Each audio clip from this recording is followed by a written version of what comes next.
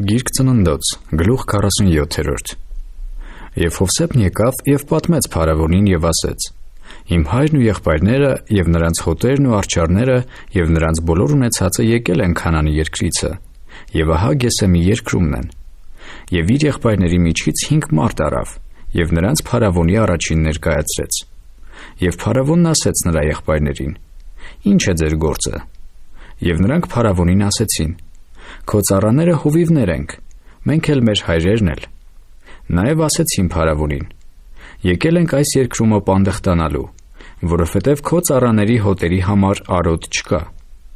Քանանի երկրումը սովը սաստկանալու պատճառով։ Մենք հիմա խնդրում ենք, թող ծառաներդ Գեսեմի երկրումը բնակվին։ Եվ փարավոնը խոսեց Հովսեփի հետ ասելով. Քո հայրն ու եղբայրները քեզ մոտ են եկել։ Եգիպտոսի երկիրը առաջիդ է, քո հորն ու եղբայրներին երկրի ամենալավ տեղը բնակեցրու։ Գեսեմի երկրի մեջ թող բնակվեն, և եթե գիտես, թե նրանց մեջ ժիր մարդիկ կան, իմ հոտերի վրա վերակացուր շինիր նրանց։ Եվ Հովսեփն իր հայր Հակոբին բերավ և փարավոնի առաջին ներկայացրեց։ Եվ Հակոբն օրհնեց փարավոնին։ Եվ փարավոնն ասեց Հակոբին. Որքան է քո կյանքի տարիների օրերը։ Եվ Հակոբն ասեց փարավոնին.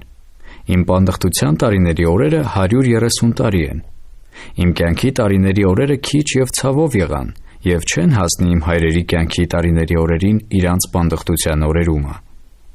Եվ Հակոբն օրհնեց փարավոնին և դուրս եկավ փարավոնի առջևից։ Եվ Հովսեփը բնակեցրեց իր հորն ու եղբայրներին և նրանց ստացվածքը Եգիպտոսի երկրի ամենալավ տեղը, Ռամսեսի երկրումը, ինչպես որ փարավոնը հրամայել էր։ Եվ Հովսեփը սնուցանում էր իր հորն և իր եղբայրներին և իր հոր բոլոր տանը, հաց տալով ընտանիքներին։ Եվ բոլոր երկրի մեջ հաց չկար, որովհետև սովը շատ սաստկացավ։ Եվ Եգիպտոսի երկիրը և Քանանի երկիրը սովի պատճառով նվաղեց։ Եվ Հովսեփը հավաքեց Եգիպտոսի երկրի մեջ և Քանանի երկրի մեջ գտնված բոլոր փողը այն ծախած պաշարովը, որ նրանք առնում էին։ Եվ Հովսեփը փողը փարավոնի տունը տարավ։ Եվ Եգիպտոսի երկրիցը և Քանանի երկրիցը փողը վերջացավ։ Եվ բոլոր եգիպտացիները եկան Հովսեփի մոտ և ասեցին. Մեզ հաց տուր, որովհետև ինչու մեռնինք քո առաջին, թե փող չկա։ Եվ Հովսեփն ասեց.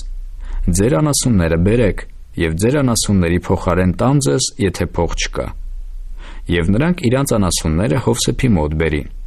Եվ Հովսեփը հաց տվավ նրանց ձիերի փոխարեն և ոչխարների փոխարեն, և արջառների փոխարեն և էշերի փոխարեն։ Եվ այն տարի նրանց հացով կերակրեց իրանց բոլոր անասունների փոխարեն։ Եվ լրացավ այն տարին, և հետևյալ տարին նրա մոտ եկան և ասեցին նրան.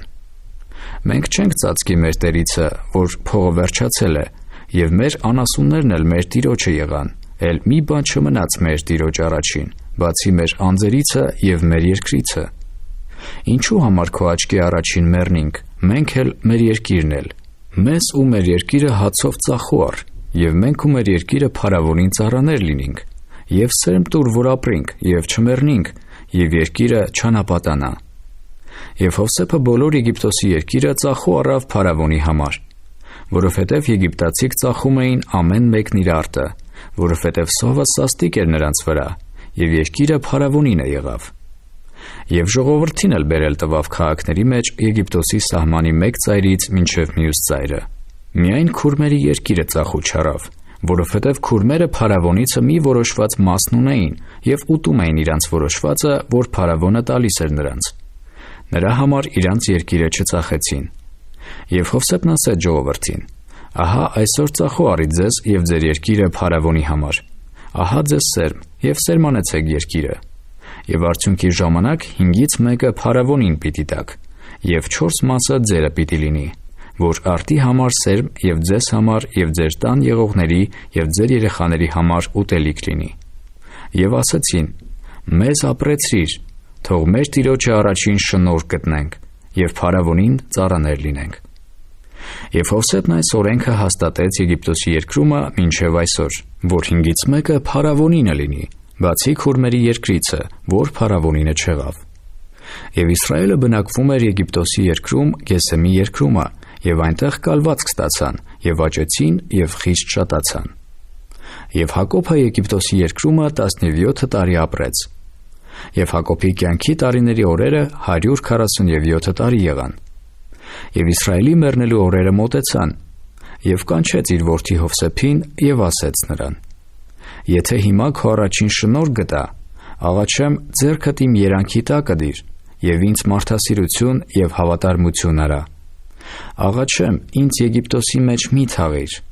այլ թող իմ հայրերի հետ ննջեմ, եւ դու ինձ Եգիպտոսից վեր առ եւ ինձ նրանց գերեզմանումը թաղիր»։ Եվ նա ասեց. «Ես քո ասացի պես կանեմ»։ Եվ նա ասեց. «Ինձ երդում արա»։ Նա էլ երդում արավ նրան։ Եվ Իսրայելը գավազանի գլխի վրա երկրպագություն արավ։